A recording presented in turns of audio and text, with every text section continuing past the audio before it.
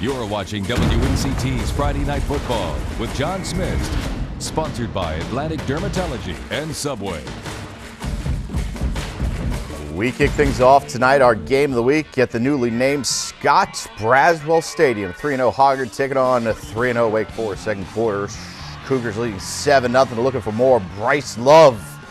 All you need is love. 50 yards for the score, just like that. 14-0 Wake Forest. The Vikings, well, trying to get something going. Give the ball to Kevin Thompson. Well, look at the nifty moves here. Picks up the first down. Unfortunately, the Vikings drive would stall without a score. Wake Forest, well, they would add to that lead. Mac Moore connects with Devontae Reynolds, and no one's going to catch him. 21-0 Cougars, but Vikings, well, they would answer after a great kickoff. Kevin Thompson, and check out the moves, powers his way in for the score.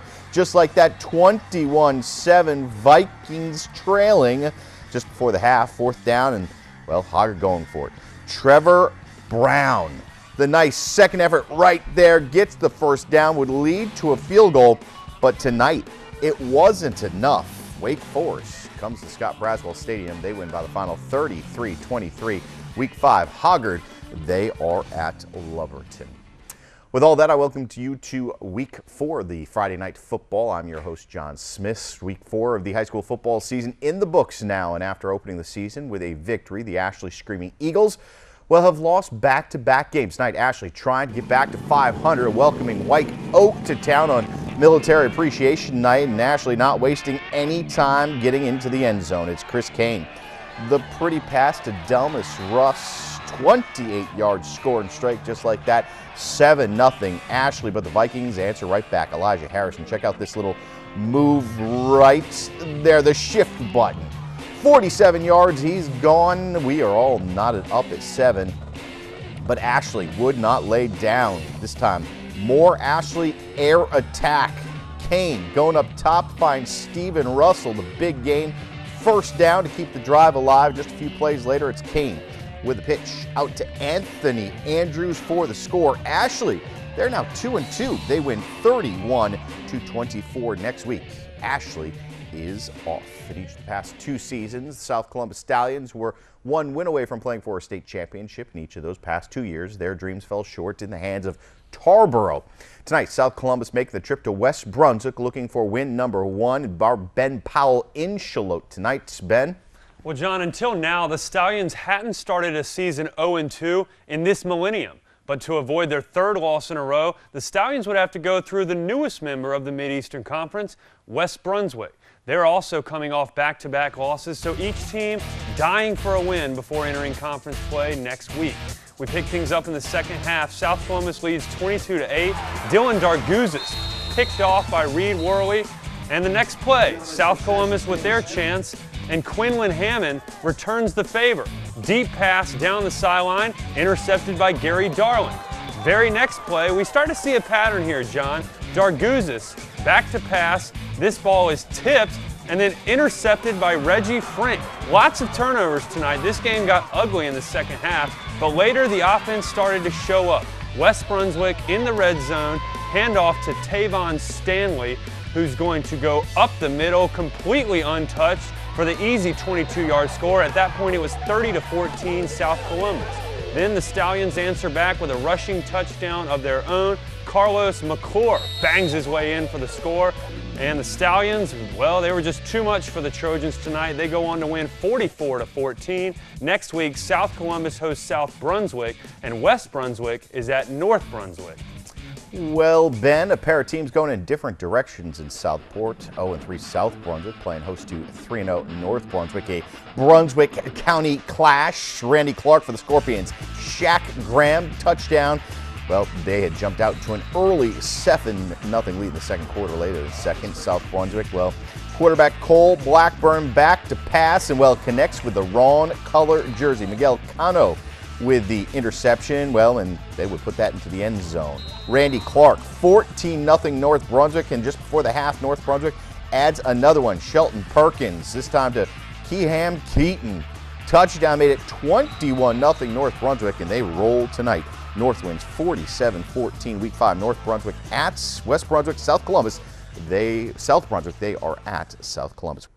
Welcome back to Friday Night Football. Duplin County bragging rights on the line tonight in Beulahville. East Duplin playing host to the #1 team in 1A, James Keenan Tigers. And the smoke filling the stadium. Picked this one up in the first quarter. Quarterback Dominique Barnes, 17-yard pass to Antonio Smith. He's going to take that down to the 8-yard line. Barnes, this time 21-yard pass to Smith down to the 8-yard line of East Duplin. Very next play, they give it to Marcellus Sutton.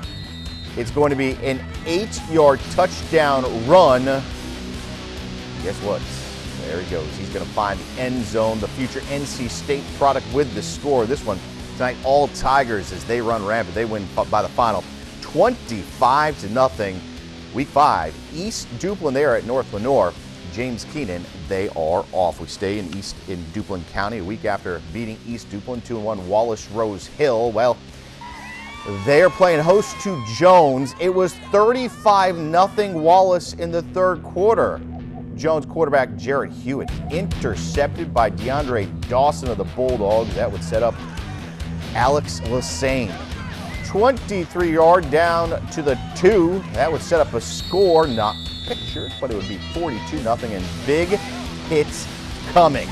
Thomas Edwards jacked by Nicky Jones, out of bounds, no flag. Joey Price furious, but he who laughs last best. Joey Price gets the best of it. Wallace Rose Hill wins tonight by the final 52-0. Wallace next week they are off. Well, even though Whiteville and Clinton are only about an hour apart, this is the first time that these teams have met since 2002. Wolfpack looking for its third win in a row before taking a break next week, and they started off on the right foot. First quarter pitch to Taryn Manning, cuts right, takes it up the sideline for a huge gain before he's brought down from behind, and that would set up a 30-yard field goal. Yeah, they love it. The crowd's going wild. Gerardo Maggioli, that's a fun name to say. Wolfpack take the early lead, 3-0. Second quarter now, Clinton, they get their chance. The handoff to Hyson Howard. Stiff arms that dude and has some space. Lowers his shoulder, and there's another big hit for you, John. He takes this one down inside the red zone, and a few plays later, they go right back to Howard, who gets a great block up front and gets in for the score. Clinton takes the lead 6-3, but Whiteville, they come back to win 16-6. Week 5, Whiteville is off. Head to the Swamp. East Columbus playing host to Trask, who's lost 17 straight.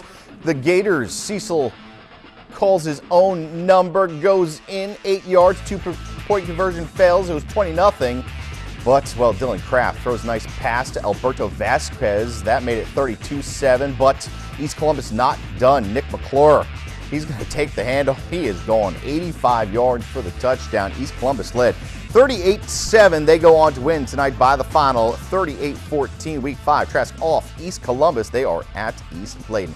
Now this is our final stop of the night. Tonight, Harold's Christian doing battle in Davidson Day.